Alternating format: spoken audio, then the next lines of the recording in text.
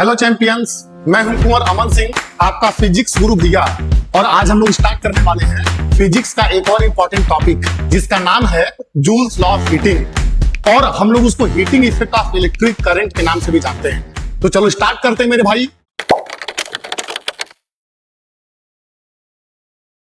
तो आ जाओ भाई, ध्यान से देखो, हम लोग क्या पढ़ने जा रहे हैं। हम लोग ये बात करने जा रहे हैं कि जूल्स लॉ ऑफ हीटिंग क्या होता है। बात समझ में आ रहा है कि नहीं? और ध्यान से मेरी बात को समझना। जूल्स लॉ ऑफ हीटिंग को समझने के लिए, एकदम क्रिस्टल क्लियर करने के लिए हमने यहाँ पे एक सेटअप बनाया हुआ है। ध्यान से मेरी बात को समझोगे। ये हमारे पास एक कंडक्टर है और कंडक्टर के अंदर इलेक्ट्रॉन्स तुमको दिखाई दे रहे हैं। मैंने क्या किया हुआ है, इस कंडक्टर के एक एंड को बैटरी के प्लस के साथ जोड़ दिया है और कंडक्टर के दूसरे एंड को स्विच के माध्यम से बैटरी के निगेटिव टर्मिनल के साथ जोड़ दिया है। बात समझ में आ रहा है कि नहीं? अब ध्यान से मेरी बात को समझना। जैसे ही हम क्या करते हैं, ये स्विच ऑन करते हैं, तो स्विच ऑन करते ही करंट का फ्लो स्टार्ट हो जाता है, क्योंकि ये सर्किट कंप्लीट हो जाता है। तो यहां पे जो करंट है भाई, वो बैटरी के पॉजिटिव टर्मिनल से बैटरी के निगेटिव टर्मिनल की तरफ फ्लो करना चालू कर देता है। ये करंट के फ्लो का डायरेक्शन है। बात समझ में आ रहा है कि नहीं? अब ध्यान से मेरी बात को समझना। ध्यान दो भाई, जो करंट है वो कैसे फ्लो कर रहा है भाई इस कंडक्टर के अंदर। इस कंडक्टर के अंदर करंट इधर फ्लो कर रहा है टुवर्ड्स राइट। और ध्यान से मेरी बात को समझो, कंडक्टर का जो ये वाला एंड है, ये बैटरी के प्लस के साथ जुड़ा हुआ है, तो यहां पे सेटअप होता है पॉजिटिव पोटेंशियल। और कंडक्टर का जो ये वाला एंड है, वो बैटरी के माइनस के साथ जुड़ा हुआ है, तो यहां पे सेटअप होता है क्या? Negative potential. बात समझ में आ रहा है कि नहीं? और पॉजिटिव पोटेंशियल को हम लोग हाइयर पोटेंशियल बोलते हैं और निगेटिव पोटेंशियल को हम लोग लोअर पोटेंशियल बोलते हैं। बात समझ में आ रहा है कि नहीं? अब ध्यान से मेरी बात को समझो। देखो होता क्या है, इस कंडक्टर के अंदर जो करंट फ्लो कर रहा है, वो हाइयर पोटेंशियल से लोअर पोटेंशियल की तरफ फ्लो कर रहा है। और तुम सब लोगों को मैं बता चुका हूं कि जो करंट फ्लो करता है, वो इलेक्ट्रॉन की फ्लो की वजह से होता है। बात समझ में आ रहा है कि नहीं? और ध्यान से मेरी बात को समझोगे, तो यहाँ पे जो इलेक्ट्रॉन्स तुमको दिखाई दे रहे हैं, ये इलेक्ट्रॉन्स तो निगेटिवली चार्ज पार्टिकल होते हैं। तो अगर ये निगेटिवली चार्ज पार्टिकल हैं, तो ये निगेटिव टर्मिनल से रिपेल होंगे और ये negatively charge particle positive terminal से अट्रैक्ट होंगे। इसका मतलब ये है कि ये जो इलेक्ट्रॉन्स हैं, ये from lower potential to the higher potential flow करके जाएंगे। बात समझ में आ रहा है कि नहीं? तो यहाँ पे इलेक्ट्रॉन का फ्लो इधर होगा मेरे भाई। यहाँ पे ध्यान से देखोगे, इलेक्ट्रॉन फ्लो करेगा from lower potential to the higher potential, और इलेक्ट्रॉन के फ्लो से करंट बनेगा और करंट फ्लो करेगा from higher potential to the lower potential. अब तुम बोलोगे ये सब क्यों बता रहे हैं? ये सब तो आप बता चुके हैं। ध्यान से मेरी बात को समझो, ये समझना बहुत इंपॉर्टेंट है जूल्स लॉ ऑफ हीटिंग को समझने के लिए। देखो, अब होता क्या है, होता ये है कि जैसे इलेक्ट्रॉन फ्लो करना चालू करते हैं from lower potential to the higher potential, तो एक बात ये बताओ, जब इलेक्ट्रॉन फ्लो करके जाते हैं तो सभी इलेक्ट्रॉन के पास अलग अलग वेलोसिटी होती है। बात समझ में आ रहा है कि नहीं? किसी इलेक्ट्रॉन के पास कम वेलोसिटी होती है और किसी इलेक्ट्रॉन के पास ज्यादा वेलोसिटी होती है। तो कोई इलेक्ट्रॉन कम वेलोसिटी के साथ जाता है लोअर से हाइयर पोटेंशियल की तरफ, और कोई इलेक्ट्रॉन ज्यादा वेलोसिटी के साथ जाता है लोअर पोटेंशियल से हाइयर पोटेंशियल की तरफ। तो इस केस में होता क्या है, इलेक्ट्रॉन्स आपस में कोलाइड करते हैं, टकराते हैं। ऐसे कैसे? ध्यान से मेरी बात को समझना। एक बात ये बताओ, अगर तुम रास्ते पे चल रहे हो, बात समझ में आ रहा है कि नहीं? तुम चल रहे हो, तुम्हारे सामने कोई और चल रहा है, और जिस लाइन में वो चल रहा है उसी लाइन में तुम भी चल रहे हो। तुम पीछे हो, वो आदमी आगे है, और तुम्हारी स्पीड ज्यादा है और उस आदमी की स्पीड कम है। बात समझ में आ रहा है कि नहीं? तो जैसे जैसे तुम आगे बढ़ोगे, वो भी आगे बढ़ेगा, लेकिन उसकी स्पीड कम है और तुम्हारी स्पीड ज्यादा है। तुम उसको अप्रोच करोगे, और अप्रोच करते करते करते करते एक समय के बाद तुम उसके पास पहुंच जाओगे। और तुम उससे कोलाइड मत करो, इसके लिए तुम क्या करोगे, उसको ओवरटेक करके आगे निकल जाओगे, क्योंकि तुम्हारे पास आंख है और तुम सामने वाला आदमी को देख सकते हो। लेकिन ये बताओ कि क्या यहाँ पे इलेक्ट्रॉन्स के पास आंख होता है क्या? क्या उनके पास सेंस होता है क्या? बिल्कुल नहीं होता है। अगर इलेक्ट्रॉन के पास सेंस नहीं है, जब इलेक्ट्रॉन फ्लो करते हैं from lower potential to the higher potential, किसी के पास ज्यादा वेलोसिटी है, किसी के पास कम वेलोसिटी है, तो इलेक्ट्रॉन आपस में कोलाइड करते हैं। और ध्यान से मेरी बात को समझना, इलेक्ट्रॉन आपस में जितना ज्यादा कोलिजन करेंगे उतना ही ज्यादा इलेक्ट्रॉन के फ्लो में अपोजिशन होता है, और उसी को बोलते हैं रेसिस्टेंस। और इसी इलेक्ट्रॉन के टकराने की वजह से वहां पे हीट प्रोड्यूस होता है। इलेक्ट्रिकल एनर्जी का कुछ हिस्सा, इलेक्ट्रिकल एनर्जी का कुछ पार्ट हीट एनर्जी में कन्वर्ट हो जाता है और ये कंडक्टर हीट अप हो जाता है, और इसी को बोलते हैं heating effect of electric current. अब तुम ये बोलोगे कि इलेक्ट्रॉन के आपस में कोलिजन करने से हीट कैसे प्रोड्यूस हो जाता है, तो ये उन्हीं बच्चों को समझ में आएगा मेरे भाई जो शाहरुख खान का कोयला मूवी देख के आया है। अब तुम बोलोगे ये क्या बात हो गई, ध्यान से मेरी बात को समझना। शाहरुख खान की कोयला मूवी देखो, वहां पे क्या होता है, जंगल में जब अमरीश पुरी का जो कार होता है उसमें जो इंजन है उसमें से पेट्रोल लीक करता है, पेट्रोल पूरा फैल जाता है, तो शाहरुख खान क्या करता है, चुपके से 2 पत्थर लेता है और पत्थर लेकर के ऐसे लड़ाता है। जब पत्थर आपस में कोलाइड करते हैं तो कोलिजन से हीट प्रोड्यूस होता है, चिंगारी निकलता है, और उसी हीट की वजह से आग लग जाता है, उसका कार भड़क जाता है। बात समझ में आ रहा है कि नहीं? तो उसी तरीके से जब इलेक्ट्रॉन्स आपस में कोलिजन करते हैं, जब वो फ्लो कर रहे होते हैं from lower potential to the higher potential, तो इलेक्ट्रॉन आपस में कोलाइड करते हैं, तो वहां से हीट प्रोड्यूस होता है, और उसी हीट के प्रोडक्शन से वो कंडक्टर हीट अप हो जाता है। और ये एग्जांपल, ये जो फेनोमेना है heating effect of electric current का, इसको तुम अपने डेली लाइफ में महसूस करते हो।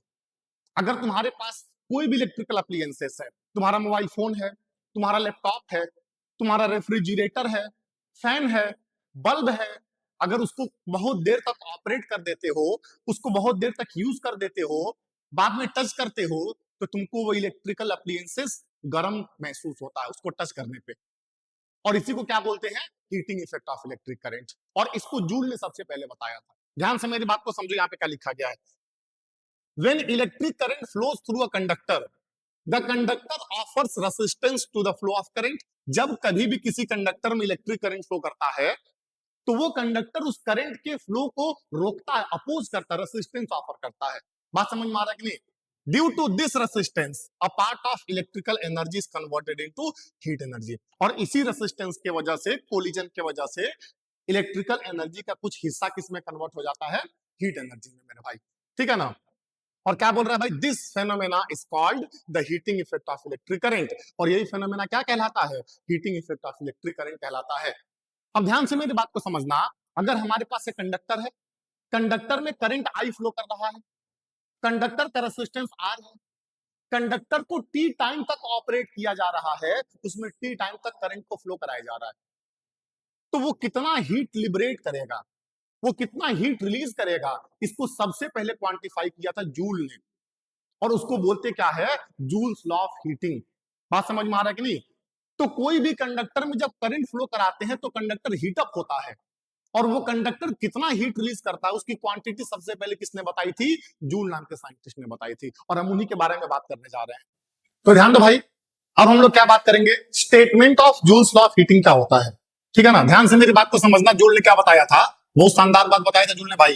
ठीक है ना? बहुत इंपॉर्टेंट यूज इस फॉर्मूले का है, ध्यान से मेरी बात को समझोगे सब लोग। देखो, जूल ने यह बताया था कि किसी भी कंडक्टर में जो हीट प्रोड्यूस होता है वो उस कंडक्टर में फ्लो होने वाले करंट के स्क्वायर के प्रोपोर्शनल होता है। इस बात को पहले लिखो, जूल ने क्या बोला था, जूल ने यह बोला था किसी भी कंडक्टर में जो हीट प्रोड्यूस होता है वो उस कंडक्टर में फ्लो होने वाले करंट के स्क्वायर के प्रोपोर्शनल होता है। इसका मतलब जानते हो क्या है? इसका मतलब यह है कि अगर उस कंडक्टर में फ्लो करने वाला करंट हम लोग डबल कर दें तो हीट का प्रोडक्शन जो है वो 4 टाइम्स इंक्रीज हो जाएगा, और अगर उस कंडक्टर में फ्लो होने वाले करंट को 3 गुना बढ़ा देंगे, 3 टाइम्स इंक्रीज कर देंगे, तो कंडक्टर से जो हीट लिबरेट होगा वो 9 टाइम्स इंक्रीज हो जाएगा। सिमिलरली अगर उस कंडक्टर में फ्लो होने वाले करंट को 4 गुना बढ़ा देंगे, पहले आई था तो 4i कर देंगे, तो उस केस में क्या होगा, जो हीट होगा वो 16 टाइम इंक्रीज हो जाएगा। अब ध्यान से देखो, करंट को थोड़ा सा ही बढ़ा रहे हैं तो हीट बहुत ज्यादा बढ़ जा रहा है। बात समझ में आ रहा है कि नहीं? ये जूल ने बताया था। अब ध्यान से देखना, अगला क्या है, जूल ने यह बताया था कि किसी भी कंडक्टर में जो हीट प्रोड्यूस होता है वो उस कंडक्टर के रेसिस्टेंस के प्रोपोर्शनल होता है, कंडक्टर के रेसिस्टेंस के प्रोपोर्शनल होता है। जितना ज्यादा उस कंडक्टर का रेसिस्टेंस होगा उतना ही ज्यादा उसमें करंट फ्लो कराने पे वो हीट अप होगा। बात समझ में आ रहा है कि नहीं आ रहा है? एग्जांपल के तौर पे ध्यान से मेरी बात को समझना, अगर हमारे पास कॉपर का वायर है तो कॉपर के वायर का रेसिस्टेंस कम है, तो कम हीटअप होता है वो करंट फ्लो कराने पे। लेकिन नाइक्रोम के वायर का रेजिस्टेंस ज्यादा है तो ज्यादा हीटअप होता है सेम अमाउंट का करंट फ्लो कराने पे। बात समझ में आ रहा है कि नहीं? जूल ने और क्या बोला था भाई?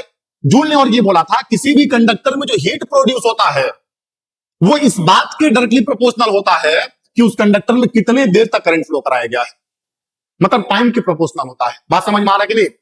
जितने ज्यादा समय तक तुम करंट को फ्लो कराओगे उतना ज्यादा क्या होगा? हीट होगा।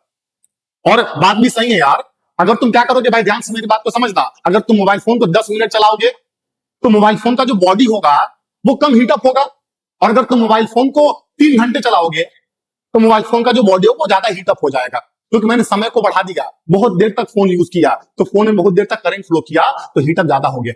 बात समझ में आ रहा है कि नहीं? ये जूल ने बताया था। अगर इन तीनों इक्वेशन को आपस में कंबाइन कर दिया जाए तो कंबाइन करने के बाद हमको जो हीट मिलेगा वो किसके प्रोपोर्शनल होगा? आई स्क्वायर आर टी के प्रोपोर्शनल होगा। और ध्यान से मेरी बात को समझना, जब हम लोग प्रोपोर्शनल के साइन को हटा करके इक्वल टू का साइन लगाएंगे तो यहां पे कांस्टेंट के लेकर के आएंगे और क्या लिखेंगे? Into I square R T. अब ध्यान से मेरी बात को समझना, ये जो के की वैल्यू है ये 1 के बराबर होती है, ये एक्सपेरिमेंटली प्रूव्ड है, जूल ने बताया था। तो इस केस में हमको जो हीट मिलेगा वो किसके बराबर मिलेगा भाई? आई स्क्वायर आर टी के बराबर मिलेगा। तो यहां पे ध्यान से देखो, एक बहुत ही शानदार इक्वेशन तुमको मिल रहा है। जूल ने क्या बोला? अगर हमारे पास एक कंडक्टर है, उस कंडक्टर में करंट आई फ्लो कर रहा है, उस कंडक्टर का रेजिस्टेंस आर के बराबर है, उसमें टी टाइम तक करंट को फ्लो कराया जा रहा है, तो कंडक्टर जो हीटअप होगा वो आई स्क्वायर आर टी के बराबर हीटअप होगा। तो जूल ने एक फॉर्मूला दिया और ये बताया कि किसी भी कंडक्टर में कितने क्वांटिटी का हीट प्रोड्यूस होता है अगर उसमें आई करंट फ्लो कराया जाए, उसका रेजिस्टेंस आर के बराबर हो और टी टाइम तक करंट को फ्लो कराया जाए। तो ये बहुत ही शानदार रिलेशन है, इसमें मैं स्टार बना दे रहा हूं भाई, इसको तुम लिखोगे और ये बहुत काम आएगा, क्लास 12 तक तुम्हारा पीछा नहीं छोड़ेगा ये। बात समझ में आ रहा है कि नहीं? चलो आगे बढ़ रहे हैं। अब हम लोग देखो, ध्यान से मेरी बात को समझना, तो अभी तक हम लोगों ने जो है ना जूल्स लॉ ऑफ हीटिंग में जो हम लोगों ने क्वांटिटी निकाला हीट का, बात समझ में आ रहा है कि नहीं, वो कॉन्सेप्चुअली निकाला, कॉन्सेप्ट के हिसाब से। और अब हम लोग इसी फॉर्मूले को मैथमेटिकली डिराइव करेंगे। कैसे करेंगे? ध्यान से मेरी बात को समझो भाई सब लोग, कैसे करेंगे ध्यान से देखो। एक बात ये बताओ भाई सब लोग कि पावर का फॉर्मूला क्या होता है? तो तुम लोग बोले कि भैया आप पावर के बहुत सारे फॉर्मूले बताएंगे, तो कौन सा फॉर्मूला बताऊं? मैं तुमको बता रहा हूं, पावर का फॉर्मूला होता है और वो क्या होता है? Heat upon time, heat liberated upon time. Power के बहुत सारे फॉर्मूले हैं। पावर का formula work done upon time है, पावर का formula heat liberated upon time है, पावर का formula energy consumed upon time है, पावर का फॉर्मूला वी आई है, पावर का फॉर्मूला आई स्क्वायर आर है, और पावर का formula V square upon R है। ये सब पावर के फॉर्मूले हैं। तो उसमें से मैंने इस फॉर्मूले को चूज किया, इसको हम इधर भेजेंगे तो हमको हीट कितना मिल जाएगा? Power into time. बात समझ में आ रहा है कि नहीं? और एक बात और बताओ भाई, पावर का तुमको एक और फॉर्मूला मालूम है जो अभी मैंने बताया है, P इज इक्वल टू क्या होता है भाई? V इंटू आई। ये जो फॉर्मूला है पावर का, ये हमको मालूम है, ये हम लोग डिराइव कर चुके हैं। और इसी P के जगह पे, इस P के जगह पे हम क्या लिखेंगे? वी आई लिखेंगे। तो यहां से हमको हीट कितना मिल जाएगा भाई? P के जगह पे क्या लिखोगे? V इंटू आई और इंटू टी। और एक बात हमको ये बताओ भाई, ओम्स लॉ के हिसाब से ओम्स लॉ क्या बोलता है? सबको मालूम है, विराट इक्वेशन क्या होता है? V is equal to I into R. बात समझ में आ रहा है कि नहीं? ये तुम्हारा क्या है भाई? ओम्स लॉ है। तो तुम यहां V के जगह पे क्या लिखोगे? आई इंटू आर लिखोगे, तो तुमको यहां से हीट कितना मिल जाएगा? V के जगह पे लिखोगे क्या? आई इंटू आर, और एक आई पहले से है और यहां पे क्या लिखोगे? टी। तो यहां से भाई तुमको जो हीट मिलेगा वो किसके बराबर मिलेगा? आई स्क्वायर आर इंटू टी के बराबर मिलेगा। और यही तुम्हारा क्या कहलाता है? Joules law of heating. तो क्या लिखोगे भाई? क्या लिखोगे? This is called joules law of this is called joules law of heating. यही तुम्हारा क्या कहलाएगा भाई? जूल्स लॉ ऑफ हीटिंग कहलाएगा। और हम लोगों ने क्या किया? मैथमेटिकल फॉर्मूले की मदद से हम लोगों ने जूल्स लॉ ऑफ हीटिंग में हीट का फॉर्मूला निकाल दिया। बात समझ में आ रहा है कि नहीं? चलो भाई अब यहां से आगे बढ़ेंगे और अब क्या बात करेंगे, कौन कौन से फैक्टर हैं जो हीट प्रोड्यूस को अफेक्ट करते हैं। तो हीट का फॉर्मूला क्या है? हीट का फॉर्मूला क्या है? आई स्क्वायर आर इंटू टी। तो हीट प्रोड्यूस को अफेक्ट करने वाले 3 फैक्टर हैं, करंट है, रेजिस्टेंस और टाइम है।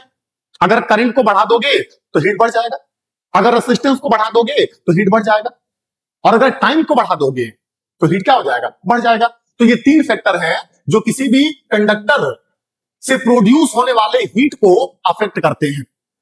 और वही बात यहां पे लिखा भी गया है, the heat produce increases when current increases, current is squared. अब ध्यान से देखो यहां पे करंट का स्क्वायर है, तो करंट को थोड़ा सा भी बढ़ाने पे हीट ज्यादा बढ़ जाता है, और अगर रेजिस्टेंस को बढ़ाओगे तो भी तुम्हारा हीट क्या हो जाएगा, ज्यादा हो जाएगा।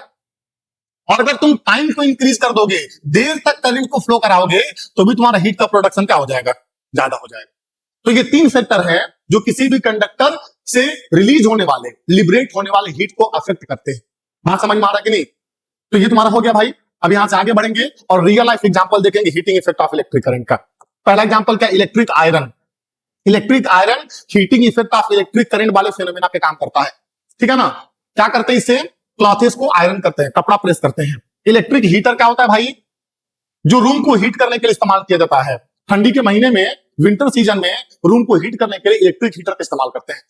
इलेक्ट्रिक केटल क्या होता है भाई, वाटर को बॉयल करने के लिए इस्तेमाल किया जाता है। इलेक्ट्रिसिटी की मदद से पानी गर्म कर दिया जाता है। बात समझ में आ रहा है कि नहीं? टोस्टर क्या होता है, टोस्टर ब्रेड को टोस्ट करने के लिए, ब्रेड को हीट करने के लिए इस्तेमाल किया जाता है, इलेक्ट्रिक टोस्टर। गीजर क्या होता है भाई, वाटर को हीट करने के लिए विंटर सीजन में हम ठंडे पानी से नहीं नहाना चाहते हैं, तो बाथरूम में क्या लगा हुआ रहता है, गीजर, जो पानी गर्म करता है और हम गर्म पानी से नहाते हैं। बात समझ में आ रहा है कि नहीं? और क्या, इलेक्ट्रिक स्टोव।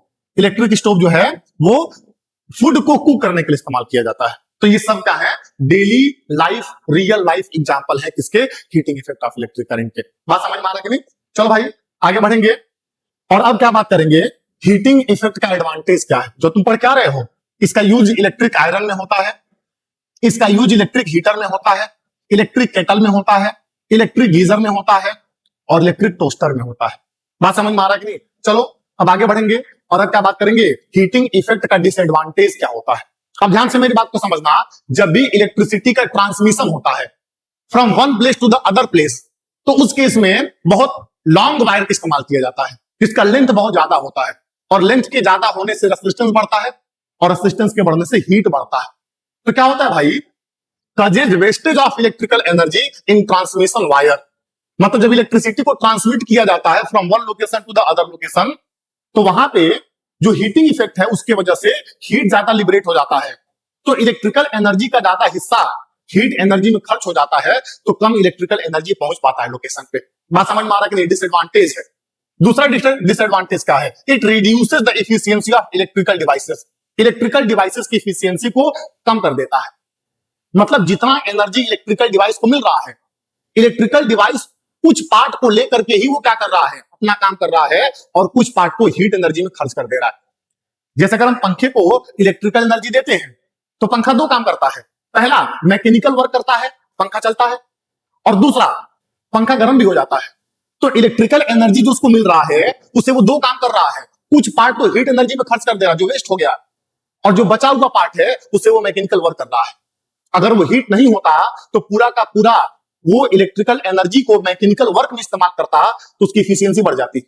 बात समझ में आ रहा है कि नहीं? अगला क्या बोल रहा है भाई, एक्सेसिव हीटिंग में डैमेज इलेक्ट्रिकल अप्लायंसेस। अगर किसी भी इलेक्ट्रिकल अप्लायंसेस को तुम बहुत देर तक यूज कर देते हो, तो बहुत ज्यादा हीट उसमें आ जाता है, बहुत ज्यादा हीट प्रोड्यूस हो जाता है। एक्सेसिव हीटिंग की वजह से वो इलेक्ट्रिकल अप्लायंसेस डैमेज हो सकता है। ये हीटिंग इफेक्ट का डिसएडवांटेज है मेरे भाई। अगला क्या बोल रहा है, ओवर हीटिंग में मेल्ट इंसुलेशन। अगर ओवर हीटिंग हो जाएगा, वायर ज्यादा हीट हो जाएगा, तो लाइव वायर और न्यूट्रल वायर का इंसुलेशन मेल्ट हो जाएगा। और जब मेल्ट होगा तो क्या होगा, मेल्ट होकर बहुत खतरनाक चीज हो जाएगा। जैसे मेल्ट होगा, लाइव वायर और न्यूट्रल वायर आपस में डायरेक्ट कांटेक्ट में आ जाएंगे, और जिसकी वजह से क्या होगा भाई, शॉर्ट सर्किटिंग हो जाएगा और घर में आग लग सकती है। तो वही चीज यहां पे लिखा गया, ओवर हीटिंग में melt insulation and increase the risk of fire. Fire का रिस्क बढ़ जाता है। बात समझ में आ रहा है कि नहीं? तो उम्मीद करता हूं मेरे भाई तुमको ये पूरी क्लास समझ में आई, और इतना शानदार YouTube पे भी कोई लेक्चर तुमको नहीं मिला है जो जूस काफी तुमको समझाए। बात समझ में आ रहा है कि नहीं? तो चलो ये चैप्टर भी खत्म हो चुका है। हम अगले कुछ वीडियो लेक्चर में इस चैप्टर से रिलेटेड इंपॉर्टेंट न्यूमेरिकल लेकर जाएंगे, और उसके बाद शुरू करेंगे अपना अगला चैप्टर, जिसका नाम होगा magnetic effect of electric current. तब तक के लिए मेरे भाई stay connected, stay educated. Thank you very much.